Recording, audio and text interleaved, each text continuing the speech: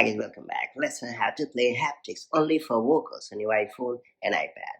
Music haptics on iOS transform the way you experience music by converting supported songs into synchronized vibrations that follow the rhythm and sound. While the feature is designed to reflect the entire track, iOS also gives you the option to focus the haptic feedback on vocals. This can make lyrics easier to follow through touch, offering a more personalized and accessible listening experience. So, whether you want to better connect with a singer's voice, reduce distractions from background instruments, or take advantage of accessibility features, enabling haptics for vocals only is a great option. That's it. Let's get started.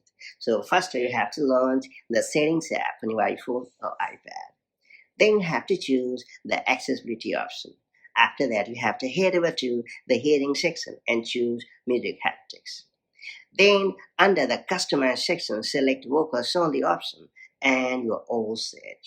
Playing haptics only for vocals is an excellent way to customize your music experience on iOS and iPadOS. By focusing tactile feedback on the singer's voice, you can enjoy a cleaner, more intentional haptic experience while making lyrics easier to follow.